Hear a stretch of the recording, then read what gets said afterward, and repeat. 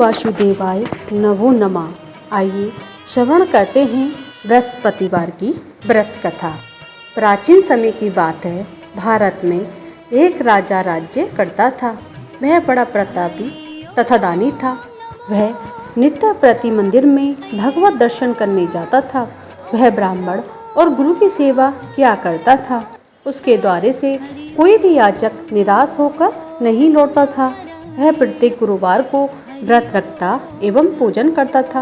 हर दिन गरीबों की सहायता करता था, परंतु यह सब बातें उसकी रानी को अच्छी नहीं लगती थी। वह न व्रत करती और न ही किसी एक भी पैसा दान में देती थी। वह राजा से भी ऐसा करने को मना किया करती थी। एक समय की बात है कि राजा शिकार खेलने वन को चले गए। घर पर रानी और दासी थी। उस समय गुरु बृहस्पति साधु का रूप धारण कर राजा के दरवाजे पर भिक्षा मांगने आए। साधु ने रानी से भिक्षा मांगी तो वह कहने लगी, हे साधु महाराज, मैं इस दान और पुण्य से तंग आ गई हूँ। इस कार्य के लिए तो मेरे पति देव ही बहुत हैं। अब आप ऐसी कृपा करें कि सारा धन नष्ट हो जाए, तब मैं आराम से रह सकूं। साधु रूपी बृहस्पति देव ने कहा, हे देवी, तुम बड़ी विचित्र हो। संतान और धन से कोई दुखी नहीं होता है। इसको तो सभी चाहते हैं। पापी भी पुत्र और धन की इच्छा करता है। अगर तुम्हारे पास धन अधिक है तो भूखे मनुष्य को भोजन कराओ, प्याव लगवाओ, ब्राह्मणों को दान दो, धर्मशालाएं बनवाओ, कुआं, तालाब, बावड़ी, बाग, बगीचे आदि का निर्माण कराओ तथा निर्धनों की कुंवारी कन्याओं का ब्याह कराओ। साथ ही यद्यपि करो। इस प्रकार के कर्मों से आपके कुल और आपका नाम परलोक में सार्थक होगा एवं स्वर्ग की प्राप्ति होगी। परंतु रानी साधु की इन बातों से खुश नहीं हुई। उसने कहा, हे साधु महाराज, मुझे ऐसे धन की आवश्यकता नहीं है जिसको मैं अन्य लोगों को दान दूं तथा जिसको रखने और संभालने में ही मेरा सारा समय नष्ट हो जाए। साधु ने कहा, हे देवी, यदि तुम्हारी ऐसी ही इच्छा है तो मैं जैसे तुम्हें बताता हूँ तुम वैसा ही करना। बृहस्पतिवार के दिन घर को गोबर से लीपना, अपने केसों को पीली मिट्टी से धोना, केसों को धोते समय स्नान करना, राजा से कहना वह हजामत करवाए, भोजन में मांस मदिरा खाना, कपड़ा धोबी के यहाँ धुलने देना। इस प्रकार 7 बृहस्पतिवार करने से तुम्हारा सारा धन नष्ट हो जाएगा। यह कहकर साधु महाराज रूपी बृहस्पति देव अंतर्ध्यान हो गए। रानी ने साधु के कहने के अनुसार 7 बृहस्पतिवार तक वैसा ही करने का विचार किया। साधु के बताए अनुसार कार्य करते हुए केवल 3 बृहस्पतिवार ही बीते थे कि उसकी धन संपत्ति नष्ट हो गई। भोजन के लिए दोनों समय परिवार तरसने लगा और सांसारिक भोगों से दुखी रहने लगा। तभी वह राजा रानी से कहने लगे कि हे रानी, तुम यहाँ पर रहो, मैं दूसरे देश को जाता हूँ, क्योंकि यहाँ पर मुझे सभी मनुष्य जानते हैं, इसलिए मैं यहाँ कोई भी कार्य नहीं कर सकता हूँ। मैं अपर देश जा रहा हूँ, वहाँ कोई काम धंधा करूँगा, शायद हमारे भाग्य बदल जाएं। ऐसा कहकर राजा परदेश चला गया। वह वहाँ जंगल से लकड़ी काट कर लाता और शहर में बेचता। इस तरह जीवन व्यतीत करने लगा। इधर राजा के बिना रानी और दासियां दुखी रहने लगीं। किसी दिन भोजन मिलता और किसी दिन जल पीकर ही रह जाती। एक समय रानी और दासी को 7 दिन बिना भोजन के व्यतीत करना पड़ा। तो रानी ने अपनी दासी से कहा, हे दासी, यहाँ पास ही नगर के मेरी बहन रहती है, वह बड़ी धनवान है, तू उसके पास जा, वहाँ से 5 सेर बेसन मांग कर ले आ, जिससे कुछ समय के लिए गुजर हो जाएगा। दासी रानी की बहन के पास गई। रानी की बहन उस समय पूजा कर रही थी। बृहस्पतिवार का दिन था। दासी ने रानी की बहन से कहा, हे रानी, मुझे अपनी बहन ने भेजा है, मुझे 5 सेर बेसन दे दो। दासी ने यह बात अनेक बार कही, परंतु रानी की बहन ने कोई उत्तर नहीं दिया, क्योंकि वह उस समय बृहस्पतिवार की कथा सुन रही थी। जब दासी को रानी की बहन से कोई उत्तर नहीं मिला तो वह बहुत दुखी हुई। उसे क्रोध भी आया। वह लौटकर रानी से बोली, आपकी बहन तो बड़ी घमंडी है, वह छोटे लोगों से बात करना पसंद नहीं करती। मैंने उसे कहा तो उसने कोई उत्तर नहीं दिया। मैं वापस चली आई। रानी की बोली, हे दासी, इसमें कोई उसका दोष नहीं। जब बुरे दिन आते हैं तो विपत्ति में कोई सहारा नहीं बनता है। अच्छे बुरे का पता तो विपत्ति में ही लगता है। जो ईश्वर की इच्छा होगी वही होगा। यह सब हमारे भाग्य का दोष है। उधर रानी की बहन ने सोचा कि मेरी बहन की दासी आई थी, परंतु मैं उससे कुछ नहीं बोली, इससे बड़ी दुखी हुई होगी। अतः कथा सुन विष्णु भगवान का पूजन समाप्त कर अपनी बहन के घर आई और कहने लगी, हे बहन, मैं बृहस्पतिवार की व्रत की कथा सुन रही थी। तुम्हारी दासी हमारे घर गई थी, परंतु जब तक कथा होती है, जब तक हम लोग नहीं उठते हैं और नहीं बोलते हैं, इसलिए मैं उससे कुछ नहीं बोली। कहो दासी, क्यों गई थी? रानी बोली, बहन, हमारे घर में अनाज नहीं था। वैसे तुमसे कोई बात छिपी नहीं है, इसी कारण मैंने दासी को तुम्हारे पास 5 सेर बेसन लेने के लिए भेजा। रानी की बहन बोली, बहन देखो, बृहस्पति भगवान सबकी मनोकामनाओं को पूर्ण करते हैं। देखो, शायद तुम्हारे घर में अनाज रखा हो। यह सब सुनकर दासी के घर के अंदर गई। वहाँ पर उसे एक बड़ा सा बेसन का भरा घड़ा मिल गया। उसे बड़ी हैरानी हुई, क्योंकि उसने एक एक बर्तन देख लिया था। उसने बाहर आकर रानी को सब बताया। दासी अपनी रानी से कहने लगी, हे रानी, देखो, वैसे हमको जब अन्न नहीं मिलता था तो हम रोज ही व्रत करते थे। अगर इनसे व्रत की विधि और कथा पूछ ली जाए तो उसे हम भी क्या करेंगे। दासी कहने पर रानी ने अपनी बहन से बृहस्पतिवार का व्रत के बारे में पूछा। उसकी बहन ने बताया, हे रानी बहन, बृहस्पतिवार को सूर्य उदय से पूर्व उठकर स्नान करके बृहस्पतिवार का व्रत करना चाहिए, लेकिन उस दिन सिर नहीं धोना चाहिए। बृहस्पतिवार के व्रत में चने की दाल और मुनक्खा से विष्णु भगवान का केले के वृक्ष की जड़ में पूजन करो तथा दीपक जलाओ। उस दिन एक ही समय भोजन करें। भोजन पीले खाद्य पदार्थ का करें तथा कथा सुने। इसी प्रकार करने से गुरु भगवान प्रसन्न होते हैं, अन्न पुत्र धन देते हैं, मनोकामनाओं को पूर्ण करते हैं। व्रत और पूजन की विधि बताकर रानी की बहन अपने घर लौट गई। रानी और दासी दोनों ने निश्चय किया, बृहस्पति देव भगवान का पूजन जरूर करेंगे। 7 दिन बाद जब बृहस्पतिवार आया तो उन्होंने व्रत रखा। गुड़साल में जाकर चना और गुड़ मिल लाई तथा उसकी दाल से केले की जड़ तथा विष्णु भगवान का पूजन किया। अब भोजन पीला कहाँ से आए? दोनों बड़ी दुखी हुई, परंतु उन्होंने व्रत किया था, इसी कारण बृहस्पति भाई भगवान प्रसन्न थे। एक साधारण व्यक्ति के रूप में वे 2 थालों में सुंदर पीला पीला भोजन लेकर आए। दासी को देकर बोले, हे दासी, यह भोजन तुम्हारे और रानी के लिए है, तुम दोनों करना। दासी भोजन पाकर बड़ी प्रसन्न हुई और रानी से बोली, रानी जी, भोजन कर लो।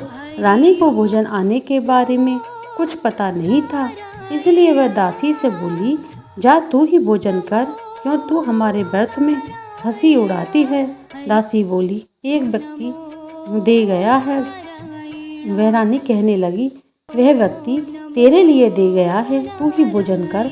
दासी ने कहा, वह व्यक्ति हम दोनों के लिए 2 थालों में भोजन दे गया है, इसलिए मैं और आप दोनों ही साथ साथ भोजन करेंगे। दोनों ने गुरु भगवान को नमस्कार कर भोजन प्रारंभ कर दिया। उसके बाद से प्रत्येक बृहस्पतिवार को गुरु भगवान का व्रत और पूजन करने लगी। बृहस्पति भगवान की कृपा से उनके घर पास धन हो गया, परंतु रानी फिर पहले की तरह आलस्य करने लगी। तब दासी बोली, देखो रानी, तुम पहले भी इस प्रकार आलस्य करती थी, तुम्हें धन रखने में कष्ट होता था, इसी कारण सब ये धन नष्ट हो गया। अब गुरु भगवान की कृपा से धन मिला है तो तुम फिर आलस्य करती हो। बड़ी मुसीबतों के बाद हमने ये धन पाया है, इसलिए हमें दान और पुण्य करना चाहिए। तुम भूखे मनुष्य को भोजन कराओ, प्याऊ लगवाओ, ब्राह्मणों को दान दो, कुआं तालाब बावड़ी आदि का निर्माण करवाओ, मंदिर पाठशाला बनवाकर दान दो, कुंवारी कन्याओं को ब्याह करवाओ, धन को शुभ कार्यों में खर्च करो, जिससे तुम्हारे कुल का यश बढ़े तथा स्वर्ग की प्राप्ति हो, पितृ प्रसन्न हो।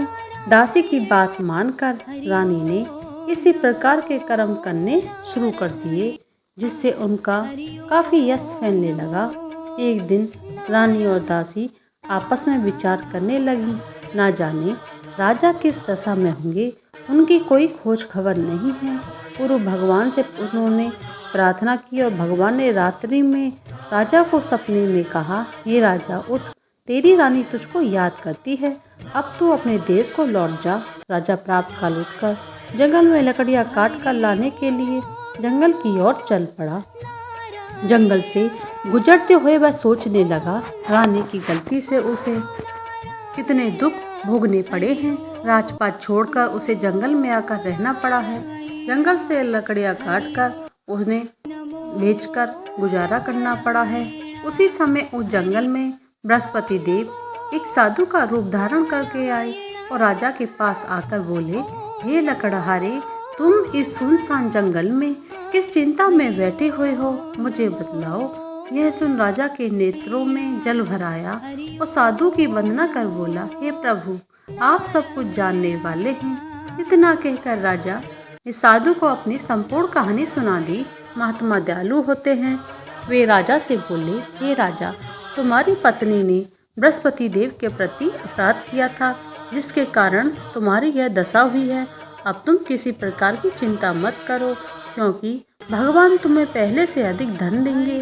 देखो, तुम्हारी पत्नी ने बृहस्पतिवार का व्रत करना शुरू कर दिया है।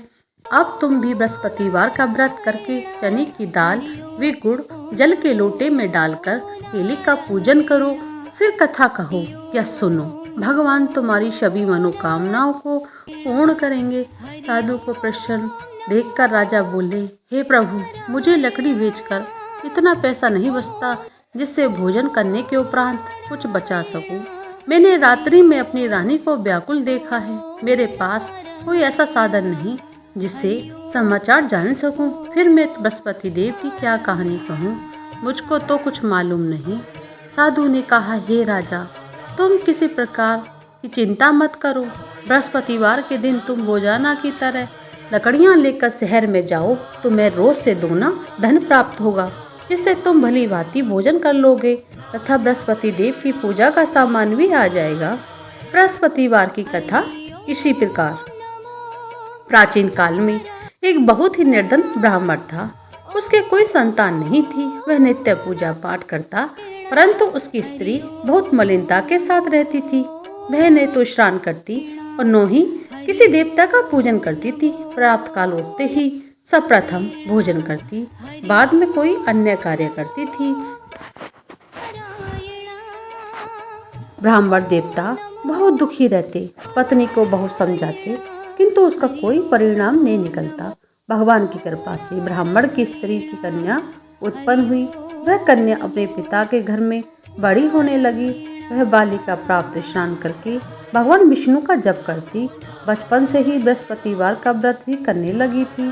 पूजा पाठ समाप्त कर स्कूल जाती, अपनी मुट्ठी में जौ भरकर ले जाती, पाठशाला जाने के मार्ग में डालती जाती। जब वह सोने के हो जाते तो लौटते समय उनको बीनकर घर ले आती। एक दिन वह बालिका सूप में उन सोने के जौ को साफ कर रही थी। तभी उसकी माँ ने देख लिया और कहा, हे बेटी, सोने के जौ को फटकने के लिए सोने का सूप होना चाहिए। दूसरे दिन गुरुवार था। उस कन्या ने व्रत रखा। बृहस्पति देव से प्रार्थना करके कहा, हे प्रभु, यदि मैंने सच्चे मन से आपकी पूजा की है तो मुझे सोने का सूप दे दो। बृहस्पति देव ने उसकी प्रार्थना स्वीकार कर ली। रोजाना की तरह वह कन्या जौ फैलाती हुई स्कूल जा रही थी। स्कूल से लौटकर जब वह जौ बीन रही थी तो बृहस्पति देव की कृपा से उसे सोने का सूप मिला। उसे वह घर ले आई और उसे जौ साफ करने लगी, परंतु उसकी माँ का वही ढंग रहा। एक दिन की बात है, वह कन्या सोने के सूप में जौ साफ कर रही थी। उस समय उस नगर का राजकुमार वहां से होकर निकला। इस कन्या के रूप और सोने के सूप में जौ को साफ करते देखकर वह कन्या पर मोहित हो गया। राजमहल आकर वह भोजन जल त्याग कर उदास होकर लेट गया। रानी को जब राजकुमार द्वारा अन्न जल त्यागने का समाचार ज्ञात हुआ तो अपने मंत्रियों के साथ वह अपने पुत्र के पास गए और बोले, हे बेटा, तुम्हें किसी बात का कष्ट है या किसी ने तुम्हारा अपमान किया है अथवा कोई भी कारण हो जो मुझे बतलाओ, मैं वही करूँगा जिससे तुम्हें प्रशंसा होगी। राजकुमार ने अपने पिता की बातें सुनी। वह बोला, मुझे आपकी कृपा से किसी बात का दुख नहीं है और नहीं मेरा किसी ने अपमान किया है, परंतु मैं उस लड़की के साथ विवाह करना चाहता हूँ जो सोने के सूप में जौ साफ कर रही थी। यह सुन राजा आश्चर्य में पड़ गया और बोला, हे बेटा, इस तरह की कन्या का पता तुम ही लगाओ, मैं उसके साथ तुम्हारा विवाह अवश्य ही करवा दूंगा। राजकुमार ने राजा को उस लड़की के घर का पता बतलाया। मंत्री उस लड़की के घर गया और राजा को आदेश ब्राह्मण को सुनाया। कुछ ही दिन बाद ब्राह्मण की कन्या का विवाह राजकुमार के साथ संपन्न हो गया। कन्या के घर से जाते ही उस ब्राह्मण देवता के घर में पहले की भांति गरीबी का निवास हो गया। अब भोजन के लिए भी अन्न बड़ी मुश्किल से मिलता था। एक दिन दुखी होकर ब्राह्मण अपनी पुत्री से मिलने गया। बेटी ने पिता की दुखी अवस्था को देखा और अपनी माँ का समाचार पूछा। ब्राह्मण ने सभी हाल कहा। कन्या ने बहुत सारा धन देकर अपने पिता को विदा कर दिया। इसी कारण ब्राह्मण का कुछ समय सुखपूर्वक व्यतीत हुआ, लेकिन कुछ दिन बाद फिर वही हाल हो गया। ब्राह्मण फिर अपनी कन्या के यहाँ गया और सभी हाल कह सुनाया। पुत्री बोली, हे पिताजी, आप माताजी को यहाँ लिवा लाओ, मैं उन्हें सब विधि बता दूंगी जिससे सारी गरीबी दूर हो जाएगी। ब्राह्मण देवता अपनी स्त्री को साथ लेकर अपनी पुत्री के पास राजमहल पहुँचे तो पुत्री अपने माँ को समझाने लगी, हे माँ, तुम प्रातः काल उठकर प्रथम स्नान करके विष्णु भगवान का पूजन करो, सभी दरिद्रता दूर हो जाएगी। परंतु उसकी माँ ने उसकी एक बात नहीं मानी। प्रातः काल उठकर पुत्री का बचा झूठा खा लेती। एक दिन उसकी पुत्री को बड़ा ही गुस्सा आया। उसने एक रात एक कोठरी से सारा सामान निकाल दिया और अपनी माँ को उसमें बंद कर दिया। प्रातःकाल उसमें उसे निकाला तथा स्नान करा के पूजा पाठ कराया। उसकी माँ की बुद्धि ठीक हो गई। इसके बाद वह नियम से पूजा पाठ करती, प्रत्येक बृहस्पतिवार को व्रत रखने लगी। इस व्रत के प्रभाव से उसकी माँ की बहुत धनवान हो गई और बृहस्पति देवता के प्रभाव से स्वर्ग हो गई। वह ब्राह्मण भी सुखपूर्वक इस लोक को सुख भोग कर स्वर्ग को प्राप्त हुई। इस तरह कहानी कहकर साधु देवता वहाँ से लोप हो गए। धीरे धीरे समय व्यतीत होने पर फिर बृहस्पतिवार का दिन आया। राजा जंगल से लकड़ी काटकर किसी शहर में बेचने गया। उसे उस दिन और दिनों से अधिक धन मिला। राजा ने चना गुड़ आदि लाकर बृहस्पतिवार का व्रत किया। उस दिन से उसके सभी कलेश दूर हो गए। परंतु जब अगला गुरुवार का दिन आया तो वह बृहस्पतिवार का व्रत करना भूल गया। इसी कारण बृहस्पति भगवान नाराज हो गए। उस दिन उस नगर के राजा ने विशाल यज्ञ का आयोजन किया था। अपने समस्त राज्य में घोषणा करवा दी कि कोई भी मनुष्य अपने घर में भोजन न बनाए तथा आग भी न जलाए। समस्त जनता मेरे यहाँ भोजन करने आए। इस आज्ञा को जो नहीं मानेगा उसको फांसी की सजा दी जाएगी। राजा के आज्ञा अनुसार राज्य के सभी वासी राजा के भोज में सम्मिलित हुए, लेकिन लकड़हारा कुछ देर से पहुंचा, इसलिए राजा उसको अपने साथ महल में ले गए। तब राजा लकड़हारे भोजन करा रहे थे तो रानी की दृष्टि उस खूंटी पर पड़ी जिस पर उसका हार लटका हुआ था। उसे हार खूंटी पर लटका नहीं दिखाई दिया तो रानी को निश्चय हो गया कि मेरा हार इस लकड़हारे ने चुरा लिया है। उसी समय सैनिक बुलवाकर उसको जेल में डलवा दिया। तब लकड़हारा जेल खाने में गया तो बहुत दुखी होकर विचार करने लगा, ना जाने कौन से पूर्व जन्म के कर्म से मुझे ये दुख प्राप्त हुआ है। और उसी साधु को याद करने लगा जो जंगल में मिला था। तत्काल बृहस्पति देव साधु के रूप में प्रकट हो गए। उसकी दशा को देखकर कहने लगे, अरे मूर्ख, तूने बृहस्पति देवता की कथा नहीं की, इसी कारण तुझे दुख प्राप्त हुआ है। अब तू चिंता मत कर। बृहस्पतिवार के दिन जेल खाने के दरवाजे पर 4 पैसे पड़े मिलेंगे, उनसे तू बृहस्पतिवार की पूजा करना तो तेरे सभी कष्ट दूर हो जाएंगे। अगले बृहस्पतिवार उसे जेल के द्वारे पर 4 पैसे मिले। राजा ने पूजा का सामान मंगवाकर कथा कही और प्रसाद बांटा। उसी रात्रि को बृहस्पति देव ने उस नगर के राजा को सपने में कहा, हे राजा, तूने जिस आदमी को जेल खाने में बंद कर दिया है वह निर्दोष है, वह राजा है, उसे छोड़ देना। रानी का हार उसी खूंटी पर लटका हुआ है। अगर तू ऐसा नहीं करेगा तो मैं तेरे राज्य को नष्ट कर दूंगा। राजा प्राप्त काल उठा, खूंटी पर हार टंगा देखकर लकड़हारे को बुलाकर क्षमा मांगी तथा राजा के योग्य सुंदर वस्त्र आभूषण भेंट कर उसे विदा किया। गुरुदेव के आज्ञानुसार राजा अपने नगर को चल दिया। राजा जब नगर के निकट पहुंचा तो बड़े ही आश्चर्य की बात देखी। नगर में पहले से अधिक बाग, तालाब और कुएं तथा बहुत सारी धर्मशालाएं, मंदिर आदि बने हुए थे। राजा ने पूछा, ये सब किसकी धर्मशाला, बाग, बगीचे हैं? तब नगर के सभी लोग कहने लगे, ये सब रानी और दासी द्वारा बनवाए गए हैं। राजा को आश्चर्य हुआ और गुस्सा भी आया। जब रानी ने खबर सुनी कि राजा आ रहे हैं तो उसने अपनी दासी को कहा, ये दासी देख, राजा हमको कितनी बुरी हालत में छोड़ गए थे। हमारी ऐसी हालत देखकर लौट नहीं जाए, जा तू दरवाजे पर खड़ी हो जा। रानी के आज्ञानुसार दासी दरवाजे पर खड़ी हो गई। जब राजा आए तो उन्हें अपनी साथ महल में लिवा लाई। तब राजा ने क्रोध करके अपनी तलवार निकाली और पूछने लगा, बताओ ये सब धन तुम्हें कैसे प्राप्त हुआ है? तब रानी ने बताया, हमें ये सब धन बृहस्पति देव भगवान की कृपा से प्राप्त हुआ है। राजा ने सब निश्चय किया कि 7 रोज बाद तो सभी बृहस्पति देव का पूजन करते हैं, परंतु मैं रोजाना दिन में 3 बार कथा कहा करूँगा तथा रोज व्रत किया करूँगा। अब हर समय राजा के दोपट्टे में चने की दाल बनी रहती तथा दिन में 3 बार कथा कहता। एक रोज राजा ने विचार किया, चलो अपनी बहन के यहाँ हो आवे। इस तरह निश्चय कर राजा घोड़े पर सवार हो अपनी बहन के यहाँ चल दिया। मार्ग में उसने देखा कि कुछ आदमी एक मुर्दे को लिए जा रहे हैं। उन्हें रोककर राजा कहने लगा, अरे भाइयों, मेरी बृहस्पतिवार की कथा सुन लो।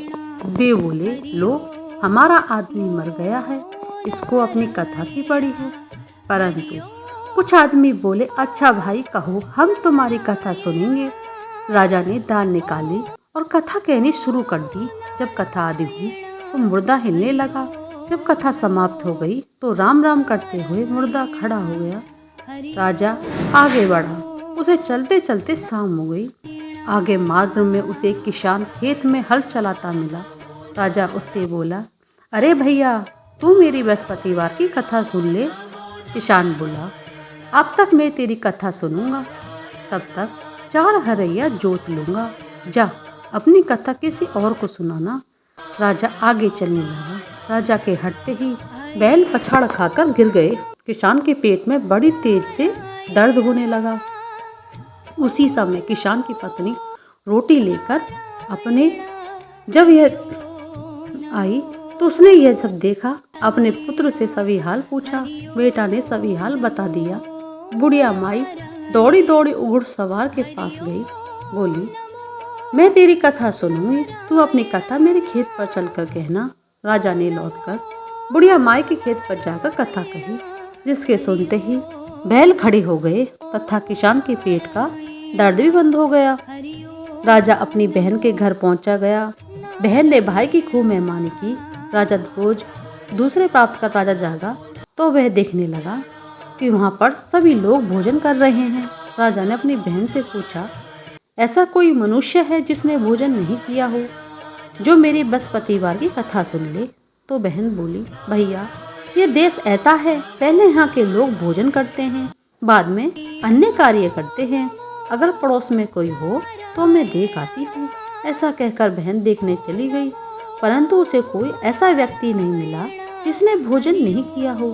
फिर वह एक कुम्हार के घर गई जिसका लड़का काफी दिन से बीमार था। उसे मालूम हुआ उसके यहाँ पर 3 दिन से किसी ने भोजन नहीं किया है। रानी ने अपने भाई की कथा सुनने के लिए कहा। वह कुम्हार तैयार हो गया। राजा ने जाकर बृहस्पतिवार की कथा कही, जिसको सुनकर उसका लड़का एकदम से ठीक हो गया। अब तो राजा की प्रशंसा होने लगी।